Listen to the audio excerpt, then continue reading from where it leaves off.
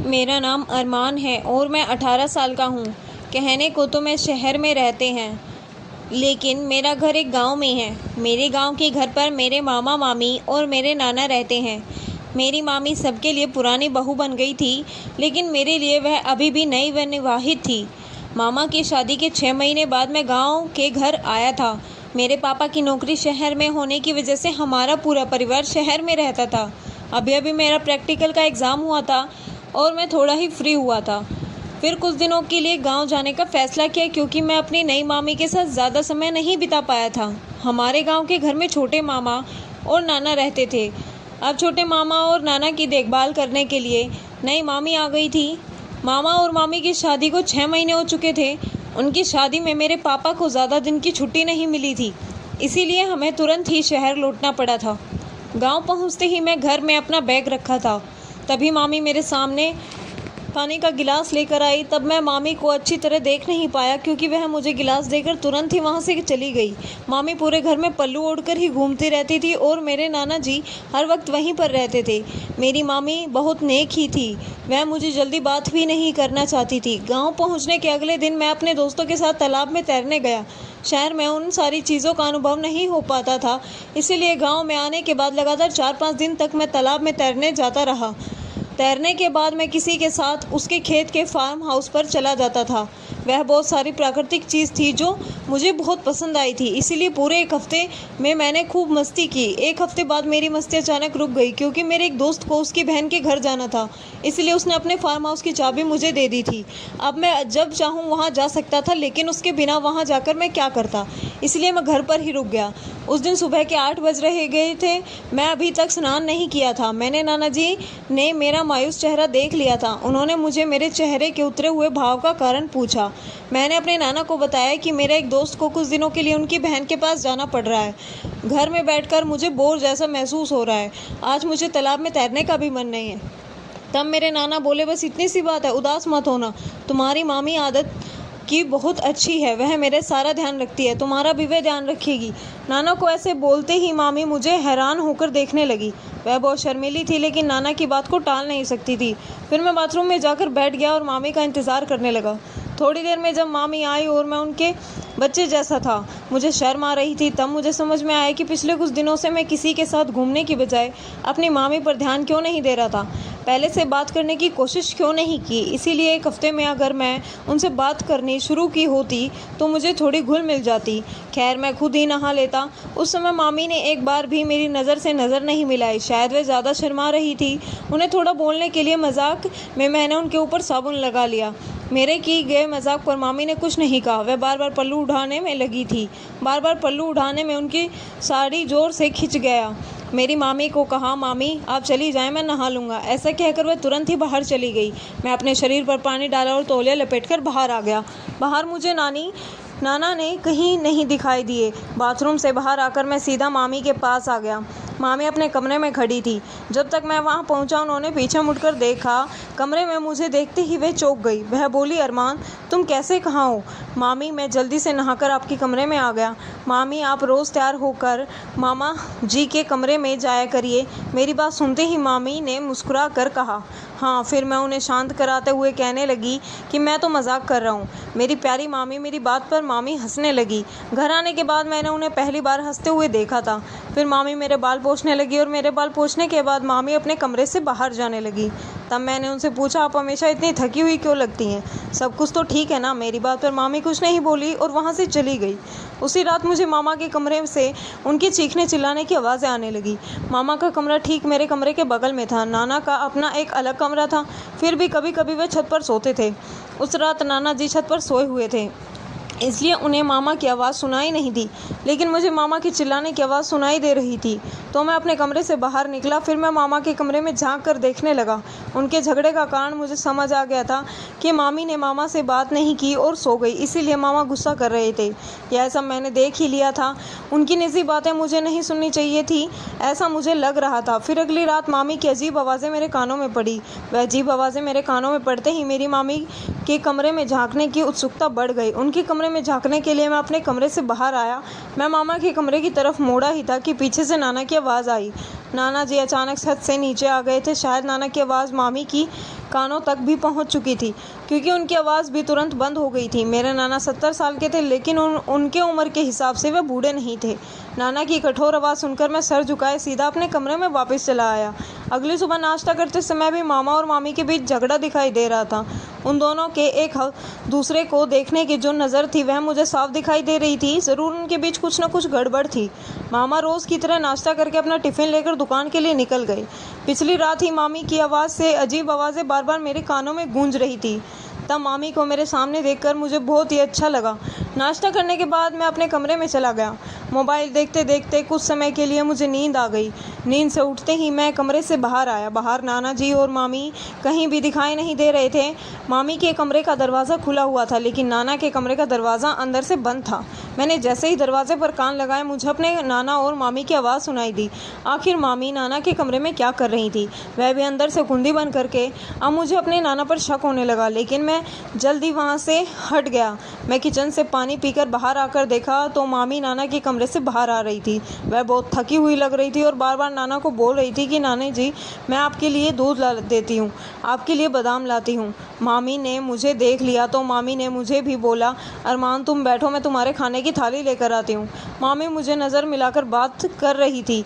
वह नाना के कमरे में दूध लेकर गई थी। उनको भूख लग रही थी। मामा के घर में कुछ बातें मुझे बहुत अजीब लग रही थी।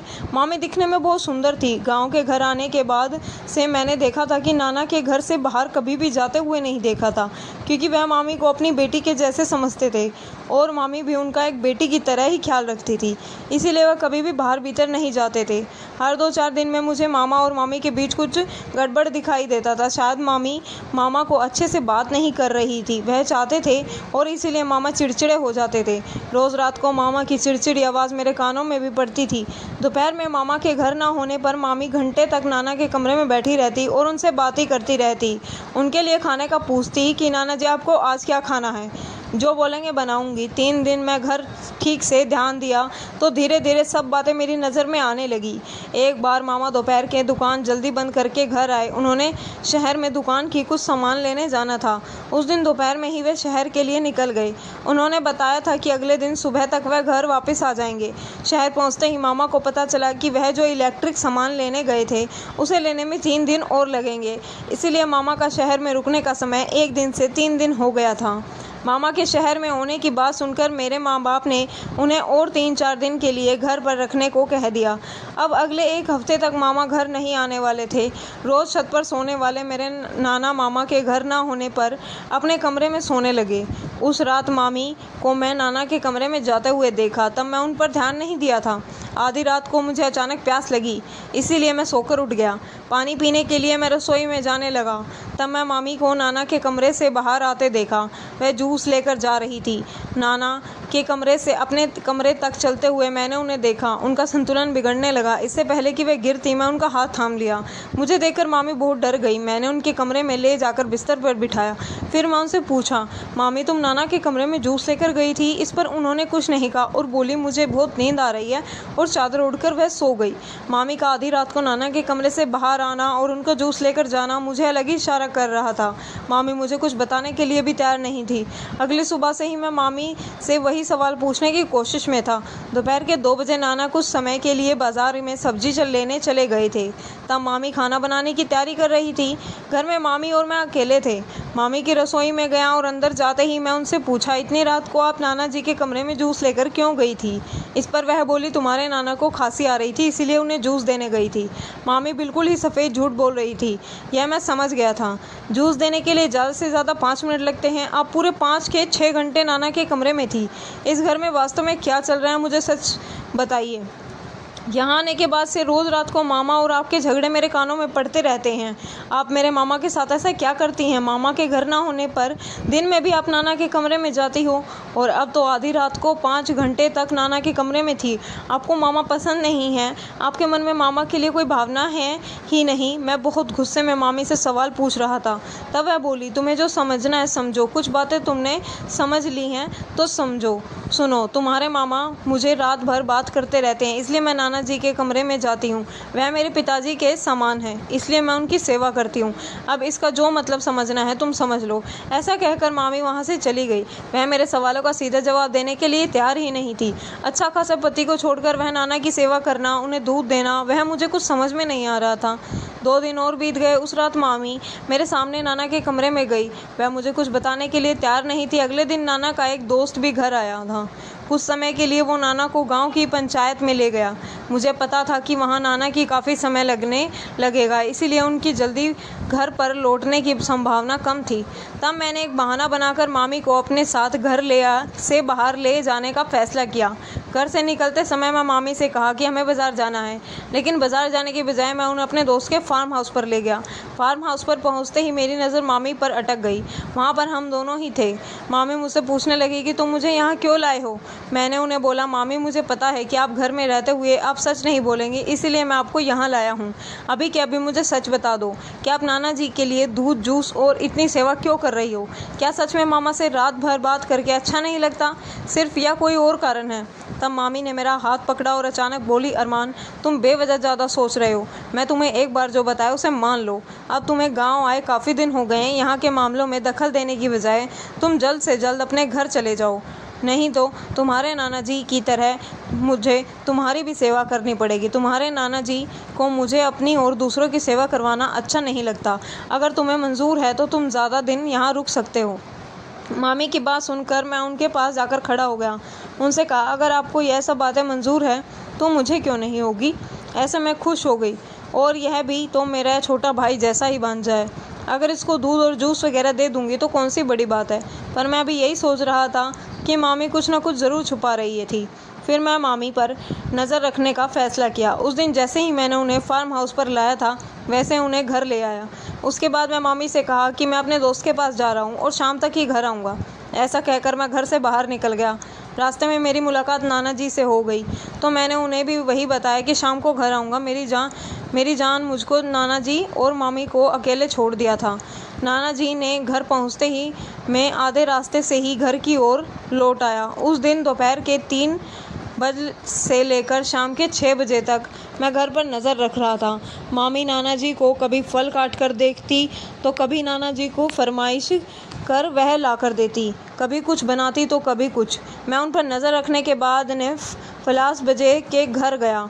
औरों की तरह मैं चुपचाप रात का खाना खाया। जल्दी जल्दी खाना खाकर मैंने दिखाया कि मैं अपने कमरे में जा रहा हूँ, और अपने कमरे में चला तो गया, लेकिन जैसे ही नाना जी हाथ धोने के लिए रसोई में गए, मैं धीरे से उनके कमरे में घुस गया। फिर उनके कमरे में छुपकर बैठ गया। लगभग 2 घंटे बाद मामी नाना जी के कमरे में आई। कुछ समय बाद मैं मामी को नाना जी के कमरे में जूस ले जाते देखा। नाना जी उनसे बहुत कठोर भाषा में बात कर रहे थे। वह उनसे नौकरों की तरह बर्ताव करते हुए दिखाई दे रहे थे। लगातार 2 घंटे बाद मामी नाना जी के बादाम खिलाती रही, जूस पिलाती रही। नाना जी और मामी में क्या होता था यह सब मैंने देख लिया था। अगले दिन सुबह जब मामा घर आए तो मैं सबके सामने मामा से कहा, मामा जी अब आप और मामी हमारे साथ शहर में शिफ्ट हो जाइए। पापा ने आपके लिए अच्छी नौकरी ढूंढ रखी है। नाना जी तो शहर में नहीं आएंगे क्योंकि उन्हें अपना गाँव प्यारा है। मामा ने शहर में शिफ्ट होने के लिए हाँ कर दिया, लेकिन हाँ सुनकर नाना जी बहुत चौंक गए। फिर उन्होंने मन ही मन में सोचा, कहाँ बहू ने बेटे को बता तो नहीं दिया कि मैं बहू से नौकरों की तरह सेवा करवाता हूँ। फिर उन्होंने मामा से कहा, तुम और नीलम कहीं भी नहीं जाओगे, तुम दोनों चले जाओगे तो मैं यहाँ अकेला कैसे रहूँगा। तब मैं नाना जी और मामा और मामी को कहते रहते हुए, मामी की कोई कीमत नहीं है, आप तो उसे बिल्कुल नौकरानी की तरह बर्ताव करते हैं। कल पूरा दिन मैं आप दोनों पर नज़र रख रहा था। मामा को जो समय देना चाहिए वह मामी क्यों नहीं दे पा रही थी। उन दोनों के बीच हमेशा झगड़ा क्यों होता है, इसका पता लगा लिया है। नाना जी आप मामी को दिन भर नौकरों की तरह काम करवाते हैं। दिन में भी 5 घंटे आप बिना वजह उनसे कभी दूध कभी अपनी मनपसंदीदा का खाना मनवाते रहते हैं। रात को बिस्तर पर लेटी मामी की आंख लग जाती है। फिर मामी मामा से रात भर बात नहीं कर पाती, इसलिए उन दोनों में हमेशा झगड़ा होता है। यहाँ आने के बाद से मैं उनके झगड़े सुन ही नहीं रहा था। नाना जी, अगर आपको आपकी छोटी बहू से कोई कदर नहीं है तो फिर उसे पास रहने का क्या फ़ायदा। मामा और मामी शहर में शिफ्ट होने वाले हैं। यह सुनकर नाना जी की आंखों में आंसू आ गए। फिर वह बोले, रवि, मुझे माफ़ कर दो। तुमने एक गरीब घर की लड़की से शादी की थी, इसी वजह से मैं तुमसे बहुत नाराज़ हो गया था। वह अपने घर से 1 रुपये का भी दहेज लेकर नहीं आई थी, इसीलिए मैंने उसे नौकरों की तरह बर्ताव करके अपना गुस्सा निकाल रहा था। मैं उसे जानबूझकर काम करवाता था ताकि वह थक जाए और रात में तुमसे बात ना कर सके, और इसी वजह से तुम दोनों के लिए झगड़े होते रहे और तुम उसे तलाक दे दो ताकि मैं किसी अच्छे घर की लड़की से तुम्हारी शादी कर सकूं, जो बहुत सारा दहेज लेकर आए। मैं अपनी बेटी की खुशी में बांधा डाल रहा था। अब जब अरमान तुम दोनों को शहर ले जाने की बात कर रहा है, तब मुझे तुम दोनों की कदर समझ में आई, सबसे ज़्यादा तो बहू की। मैं हाथ जोड़कर तुम दोनों से माफ़ी मांगता हूँ, मुझे माफ़ कर दो। तुम दोनों के बिना मैं यहाँ अकेला कैसे रहूँगा। उस समय नाना जी ने मामा और मामी के सामने हाथ जोड़ दिए। मामा और मामी ने नाना जी को माफ़ कर दिया क्योंकि नाना जी को अपनी गलती का एहसास हो गया था। नाना जी का छोटे मामा पर बहुत ज़्यादा प्यार था, इसलिए मामी नाना जी की शिकायत मामा से नहीं करती थी। वह बाप बेटे के बीच में दरार नहीं डालना चाहती थी। वह सोचती थी कि आज नहीं तो कल नाना जी उन्हें समझा जाएंगे। इसी विचार में वह दिन काट रही थी। मामी ने अपने ससुर की गलती छुपाने के लिए खुद को मेरी नज़रों में गलत साबित कर रहा था, लेकिन उन्होंने नाना जी की गलती मेरे सामने आने नहीं दी। जब मुझे नाना जी के बर्ताव का एहसास हुआ तब मैं मामा को फ़ोन करके सब कुछ बता दिया। मैंने जो कुछ बताया था मामा ने उससे सहमति जताई। मेरा उद्देश्य था नाना जी को उनकी गलती का एहसास कराना। उस दिन के बाद नाना जी ने अपनी बहू को बहू का दर्जा देना शुरू कर दिया। उन्होंने मामी को उसके मायके की गरीबी के आधार पर ताना मारना हमेशा के लिए बंद कर दिया था, क्योंकि मामी की सुंदरता और बड़े दिल का मायके की गरीबी से कोई संबंध नहीं था। यह नाना जी की समझ में आ गया था। तो दोस्तों, कहानी अच्छी लगी हो तो लाइक, सब्सक्राइब और शेयर कर देना। धन्यवाद दोस्तों, मिलते हैं कल आपसे एक नई कहानी में।